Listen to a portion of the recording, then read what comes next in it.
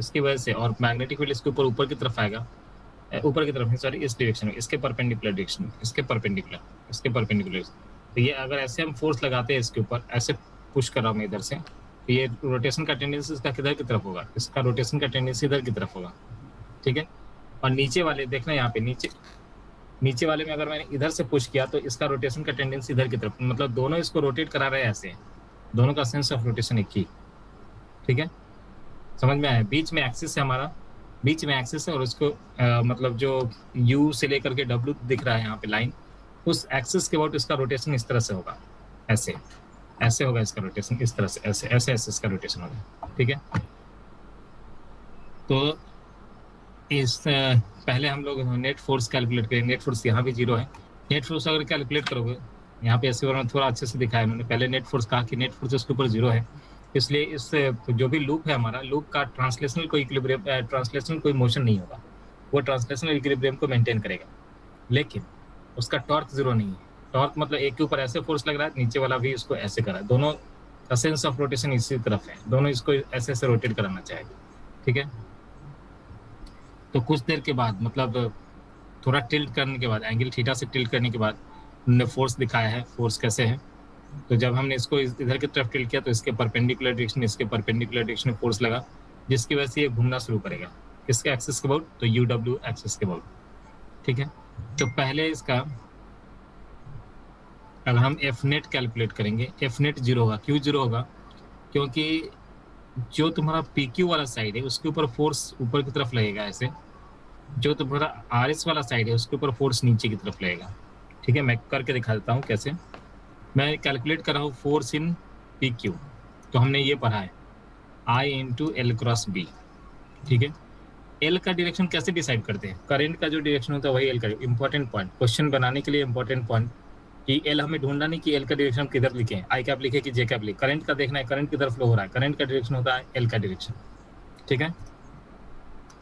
तो I current किधर flow हो रहा है, माइनस आई कैप के लॉन्ग, ऐसे लिखेंगे एल को minus I cap cross B, B है डॉट डॉट डॉट, डॉट का मतलब होता है K cap, out of the plane, तो बी के कैप, तो I into L into B minus I cross K is J, J का मतलब ऊपर की तरफ, तो इसके ऊपर फोर्स ऊपर की तरफ।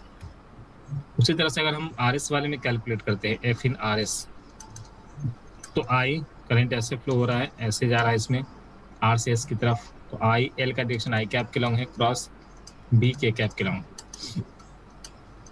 तो आई एल बी, और ये हो जाएगा आई cross K is minus J. So F P Q के लॉन्ग और एफ आर एस के लॉन्ग एक दूसरे के अपोजिट है। सिमिलरली क्यू से आर में ये माइनस की तरफ होगा, ऐसे होगा एफ टू, और यहाँ से पी से एस की तरफ ये इधर की तरफ होगा, यानी कि अगेन अपोजिट, एक इधर तो दूसरा इधर। तो नेट फोर्सेस और इक्वल मैग्नीट्यूड का है सब में, देखो तो बी आई एल सब में, तो कह सकते हैं कि नेट फोर्सेस का क्या है, 0 होगा इस लूप के अंदर। लेकिन अब इसको हमने थोड़ा टिल्ट किया, उसके बाद का सिचुएशन देखते हैं। टिल्ट किया, अब इसके टॉर्क का देखते हैं सिचुएशन क्या है। तो पहले ये बी आई क्या दे रखा है, बी दे रखा है यहाँ पे बी, और इसको हमने थोड़ा टिल्ट किया तो इसका जो परपेंडिकुलर डिस्टेंस होगा वो b/2 साइन थीटा, जो कि एक्सिस बीच में है, तो b/2 साइन थीटा इंटू क्या लिखेंगे हम लोग, बी आई, और ये कितना है, एल दे रखा है, नीचे एल है, BIL। फिर टाउ टू को भी हम उसी तरह से लिखेंगे b/2 sign theta into BIL, और दोनों का सेंस ऑफ रोटेशन एक ही होगा, ठीक है। Tau one plus tau two equal to लिख सकते हैं b sine theta into BIL।